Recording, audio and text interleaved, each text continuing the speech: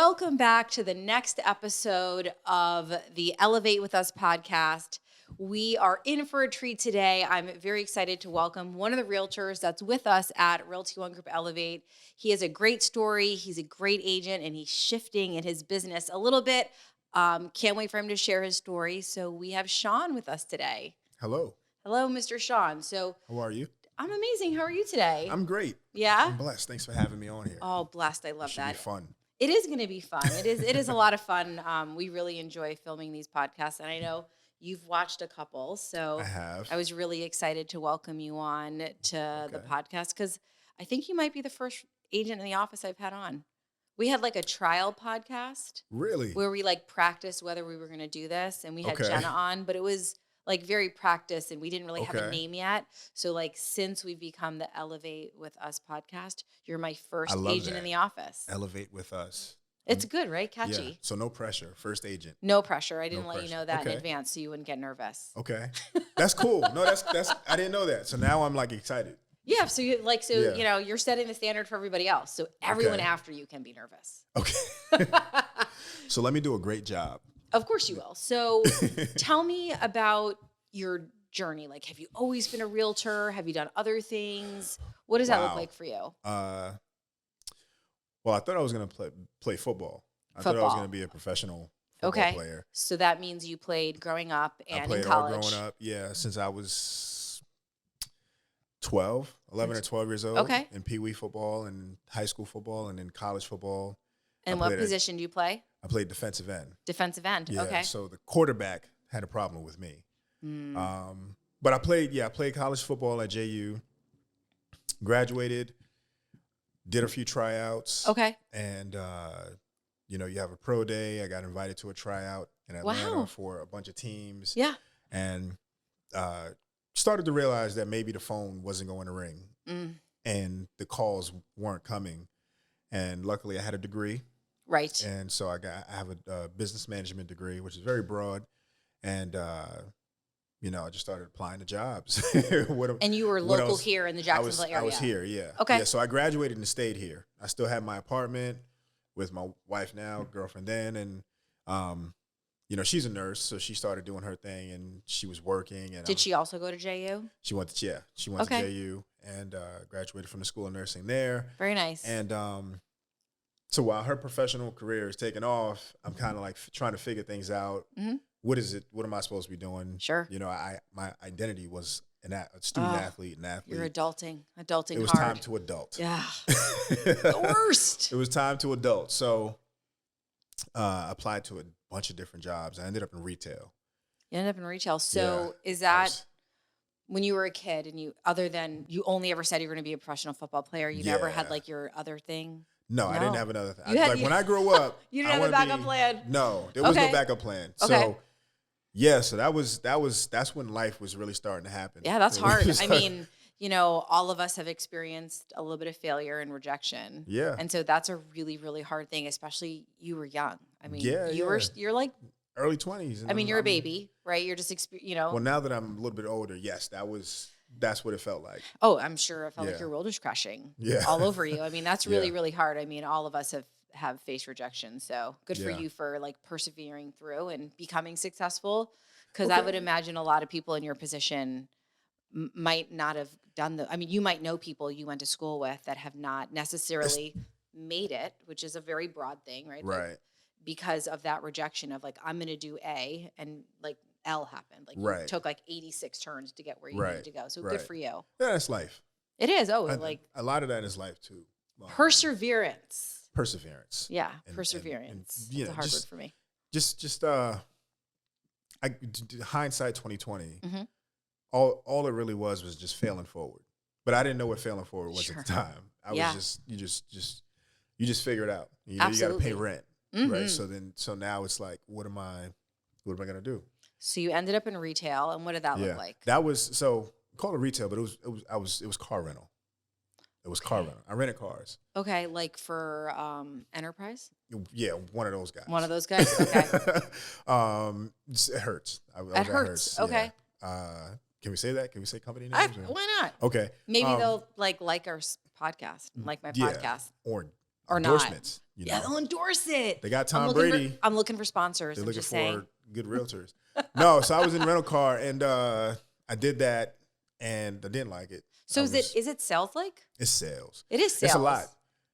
You've rented a car before? Yeah, absolutely. But you've never seen the back end of what rental car but is. I do know someone that worked for Enterprise. That's why I brought that up. Okay. That started out of college and at Enterprise and then took a different sales job after. So I had never thought about it, but it is sales. It's a really good experience. It's a good professional experience. So their target, their demographic for hiring is student athletes, number one. They love student athletes. Interesting. Because we come from that background from 6 a.m. workouts, class all day, meetings in between, practice, weights. So you're used to juggling a lot of things. Used to juggling different a lot. Things, right? Used to being responsible. Yeah. Right. Yeah. So those companies. And you're probably goal driven. It's all self-starters, all that. So they target student athletes, and I did that.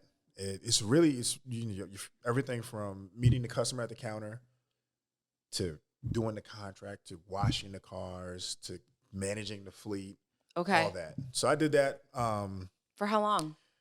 Maybe 2 years. Oh, okay, a long time. Yeah, it was a long time. Yeah, because then after that, I got invited back to JU to be a grad student. So I was a GA in athletics. Oh, and that's wow. So that's how I transitioned from rental car. I was looking for other things to do at the same time. But I went back to school. Okay. I was getting my master's in education, unpaid because they're paying for your degree. Sure. So I was only making I forget it was a small amount, maybe like 15. It was a stipend, $15,000 a year or something like that. So depressing. Right. It was tough. It was tough, man. And and all the while my wife is working, so she supported me going back to school, trying to figure it out. Hey, if you're not going to do this, I think I want to do this. I want to be in athletics. I want to be an athletic director or something like that. Okay. And then fast forward there. So funny story. I don't know if I've ever told her this. I don't. But the enrollment, I missed the enrollment. So for like a whole 2 semesters, I was just working in athletics without taking courses. And not take classes. Your wife doesn't know this? I don't know. I don't know if it was ever a thing. So maybe we can. Oh no, I can't wait to share with her. I haven't met her yet, but this will be real great. Yeah, so that was the funny story there. And then I finally enrolled. I'm taking courses. I'm doing well. And I'm maybe halfway through and prepping for the test because you got to take a whole test, or I forget what it's called. But when we go. And then we found out we were expecting. So we found out that we were expecting and you were twins. You were expecting. Oh yes, you have twins. Yes. Right. And once we found out, we're having a kid, 2 kids. Mm-hmm. Now I have to make money. Right, like $15K, like ain't gonna cut it. No. So I'm a grad school dropout. I had to go back to work, and then I was in human resources for like a major. So staffing you were like a W-2, like you had like a real job, like get up, go to work, 9 to 5, or fight the traffic. I was doing a cubicle and everything. Wow! All day long. So I've never done that. I've never I've never had a job like that. I went from medical research. Yeah. That was my first job out of college. I worked at Yale Medical School. I used to Yale. Yeah, I worked at Yale. Yeah. Okay. I did liver research. I used to this is a really What does that mean? So I'm gonna say it and you tell me what you think it means. I did a non-recovery surgery in rats and mice where I collected their liver cells. So This sounds like they died. Non-recovery. Yeah. This was what you were supposed to be doing? Yeah, this is what we did intentionally. We was like part of what they call the liver center. So any researchers at Yale Medical School that were doing liver research would sign up and say, hey, on this day, I need this type of cell. And I would collect them for them from the animal. It's called in vivo, like in life research, because they were alive. Really? And I hated it. Yeah. Like, I don't know if you probably know this about me. I like talking.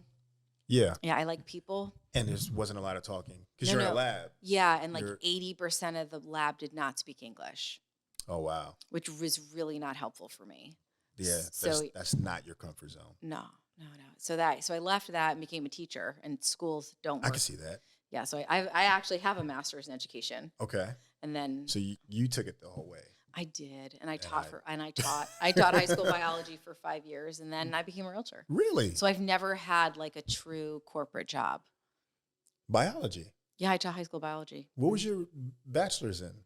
It was actually in animal science. Okay, so you were in your yeah, I was going to become a veterinarian. That was my okay. Like, you know, when I said, "What do you want to be when you grew up?" Like, when I would always say, "I want to become a veterinarian." Why was that? You know, I just have always loved animals so much, and I think that as a kid, you have like a romanticized view of what being a veterinarian is. Okay, like you get to cuddle with cats and dogs all day. Right? I mean, right? Like, yeah. And there's that show that is it on Disney, like Doc McStuffins, where she like pretends to be a veterinarian. Yeah, my daughter watches that. Right? Like that is really what I thought it was like.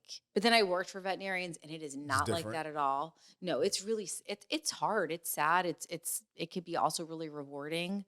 Well, I imagine you're seeing animals at their worst. Yeah, and people. Why do you go to the vet? And not everyone is as well off as other people, so. Not everybody can maybe treat their dog or cat with whatever medications. There's not really insurance. I mean, there is, but it's not like human insurance. So, you know, people have to make really hard decisions. So, okay, so tough. You're seeing all of that. Yeah. So I decided it wasn't for me. I can see that. Yeah. And then here we are. So real estate was, excuse me, real estate for you was what? It was like someone. How'd you know? So it's so funny is that mine was funny too. So it was really, at the time my ex-husband was in the Army, and a lot of the wives were realtors, and one of them was like, "Hey, you should try real estate." And I just signed up for the class and took it. Like I never thought about it. I didn't do any research, and I just signed up. Yes. Took the 63 hours? It was in Virginia. I don't, it was different. I don't remember. Okay, right, I don't remember what I did Yeah. exactly, except I went somewhere and took a test. Wow. And I actually failed the first time. Me too. By 2 questions. Me too. Really? Yeah. I was devastated. I've never failed a test in my life. It sucks. I'm not a test taker. So I expected. Oh, I was not. I was a little bit. very devastated. I haven't told many people that. Actually, I don't even know. I don't know if anyone really knows. I don't know if I've ever talked about it. But yeah. So we're revealing everything. All the things, guys. All the secrets. Yeah, so I failed by 2 questions, and then just ran with it. And I got my first job at my first brokerage because I applied to a Craigslist ad. Like as what? Like it was for a realtor. Or as a realtor? Yeah, it said basically like, are you a teacher and are you burnt out? And I was like, I am. It's targeted. It's very targeted. It is because I guess teachers and nurses are known for making good realtors. And so that's what that brokerage did, and it worked. Okay. Yeah. That's interesting. Yeah. That's interesting. So then what prompted you? Because you were in HR. I was in HR, and I was doing everything on the back end for when you apply for a job. Yes. And you submit the application. Yes. I was doing the job description. Okay. The sourcing of it. Okay. The onboarding once you got onboarded. I was doing all that. So everything you saw job description wise for like different staffing companies, I was responsible for like getting those out there. Cool. On all the websites. I forget what all the websites are now, but I did that, and I was temporary too. I was on a contract position. Oh. So I wasn't permanent. I was on a contract position. I was just taking what I can get to get some money in the bank. And the supervisor that hired me for that job was let go. And then it seems like it was going through a restructuring. And I kind of was expecting it. But all along the way, I started watching $1 Million Listing. Oh, wow. Yeah. So you started watching a real estate show. Yeah, I had a sick day one day. And it was on TV. It was a marathon. Oh my God. And I laid in bed and watched $1 Million Listing. I forget which, New York or LA. So what year was this? This was 2014. Okay. All day long. That show's been on for like 10 years? It's been on for that long. The first episodes are terrible, like the quality of them. But oh my God, I had no idea. Wow, yeah. okay. So I watched it, and I'm doing the math on the sales. And I'm like, man, these guys, like, they have nice designer suits on, and they're driving nice cars, and they have nice watches, and they're going in these penthouses. And they barely work. And they barely work. And so you do the math, and it's like, wait a minute. You're like, well, what was the commission? They just made $120,000 on that one. So then you start doing a percentage on your phone, and it's like, oh, dang, that's what they're making? Yeah. You're like, I can do this. This is easy. Man, easy. Little did I know. I wonder how many people have gotten into real estate from $1 Million Listing. What's the HGTV show? Lover to Listed. Lover Listed, House Hunters, and Selling Sunset. Yeah, I watched them all. Not Selling Sunset. I can't get into Selling Sunset, but I have struggled with it too because you cannot show houses in heels. I don't know about that part. I know you don't. Well, I hope you don't, but you might. You just can't. You can't walk on pavers in skinny heels. I can see that. It's like, first of all, if the heels cost a little bit of money and you break them in pavers, then what do you do? It's not okay. And it's very unstable. Yes. It's unstable already. Ankles. Yes. And knees, probably. Yeah, it's not good. But yeah, I watched a lot of that. Okay. And that's what sparked my interest. Okay. And then I also have my brother-in-law was he's licensed in Georgia. Okay. And then I have an uncle that's licensed in Tampa. So I've known about it. My father-in-law, he was always in investing, and I always saw what he was doing. Even when I was playing ball in college, he would try to mention real estate to me, and I'm always like, I'm going to get a degree, and I'm going to have a nice salary. I'm going to play football. Sure, you have a nice salary playing football. You know what's so interesting? It's so funny how you can look back and you can see all these pieces, and you were just you were just closed-minded to it because you just weren't ready for it. Wasn't there. It's just so interesting. Hindsight's always 20/20. Every day. And I look at it like, man, I wonder what I could have gained had I been open to when it was being exposed to me. Because that's all life is you get exposed to different things, and whether you're ready for it or not. Yeah, and when you're in a different point in your life, different things mean different things. So you could have been, those family members could have said the same thing to you 34 different times. And then all of a sudden, that one time, that 35th time, because you were in a different mindset, you were like, oh, wow, what about that? Why didn't you tell me this? Yeah. That's exactly what it was. And my father-in-law still wants credit for where I am now. Okay, so go ahead and give it to him. So this is my credit to Edward Hutchinson. There we go. For putting me onto real estate in some form or fashion. I love it. But no, so I started doing all that, and then I tried investing while I was still working in HR. Okay, so you had wholesale. Your regular job. Yeah. You were wholesaling. I was trying to wholesale from my cubicle. I was walking into the hallway, calling my brother-in-law, hey, I just saw a house on Zillow, and I want to make an offer on it. How do I do this, that, and the third? How do I write it? And I'm literally in between, phone calls for work while doing this. Going in the hallway, calling my brother-in-law, and I tried that. I failed. I didn't get any. It's a hard gig, the wholesaling. It's different. If you don't know what it is, reach out. We'll tell you. It's different. Yeah, it's one of many ways to invest in real estate. Correct. In most cases, with no money. Yep. And that's what attracted me to it. I forget where I even heard that from, but I tried it. Didn't get a deal. And then one day, I'm a fan of this show that I found on a sick day, $1 Million Listing. And I'm watching. I'm like, man, what if I did real estate? Just did it the traditional way. Yeah. What if I just got looked into getting my license and whatnot, and then my wife.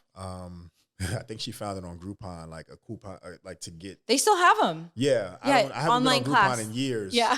But she got a Groupon for my real estate class. And so I started taking my real estate class. I started studying for the test. I would have the book under my keyboard at work. Oh, wow. And, my supervisor would come around and I would put the book away. And then, when I'm in the clear or I'm on lunch break, right. I would get my work done. I would do what I needed to do, but then I would take the book out and I'm studying for the exam. Yeah.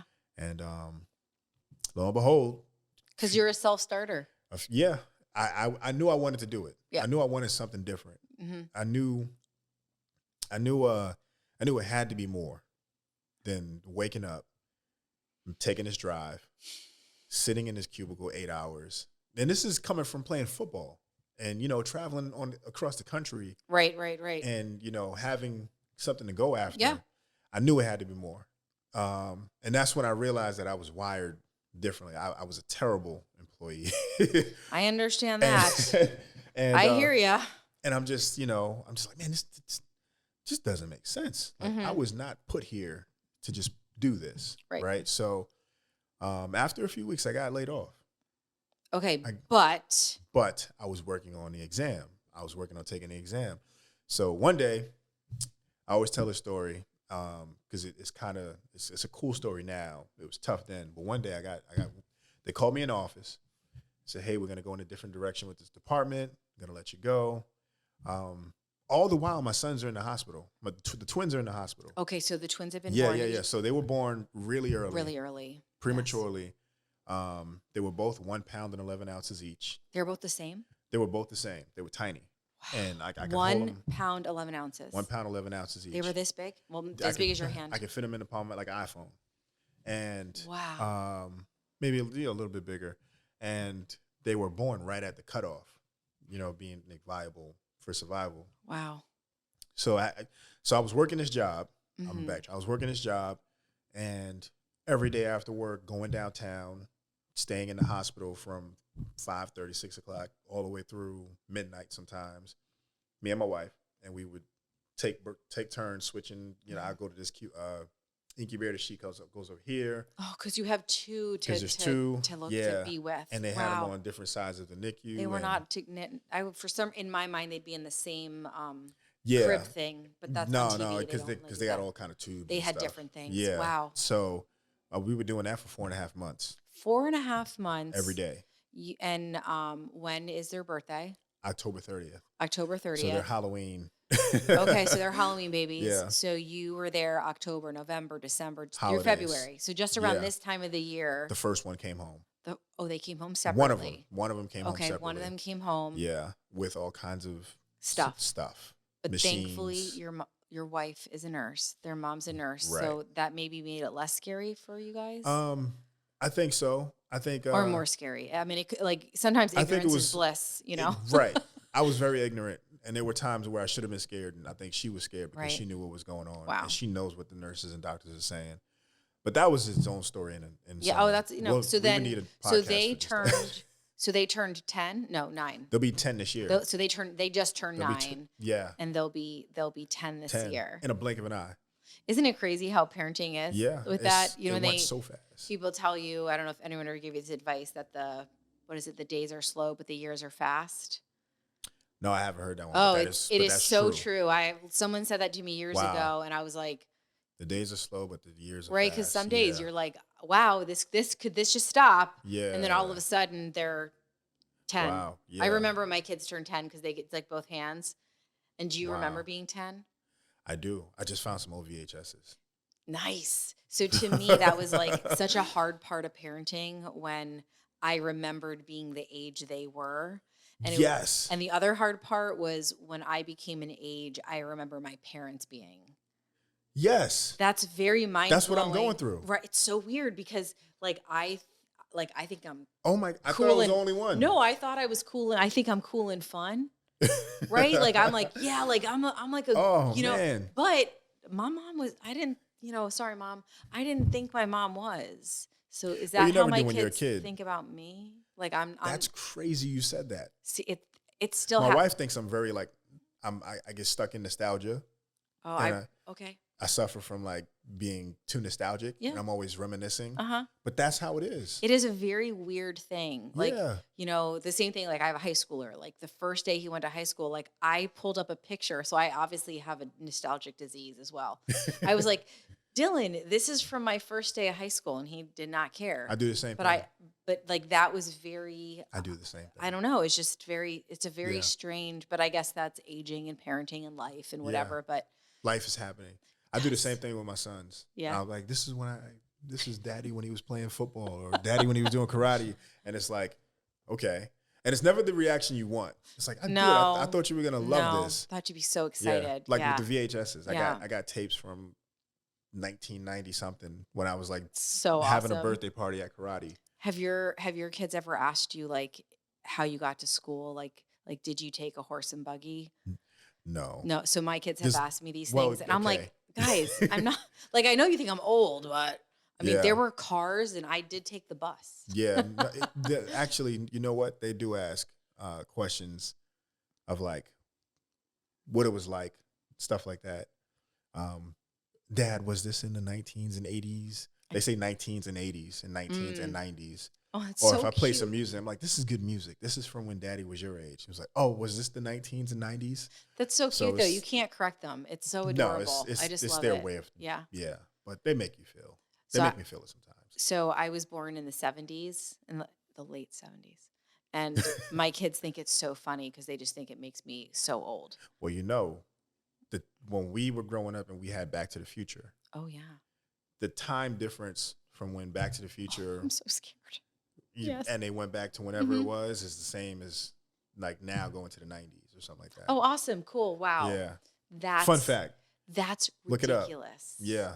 It makes me feel, because that's one of my favorite and then movies. the future day already happened. Like, and in the future already happened. Yeah, like whatever that day was, like September or whatever that he went back to, like that already happened. Right. Which I remember when the movies came out. Yep. You never thought that was going to happen. I bet you then I counted how old I was going to be. Right? Yeah. And I watch those movies all the time, and it's like, man, this is we've passed the future that we were I know, going and to. then it just seemed so long ago. Yeah. How did we get to this? I have no idea. This is depressing. Let's No, it's fun. It's fun because we're doing great. Yeah, no, I think so. Stay tuned for part 2 of this Elevate with Us podcast.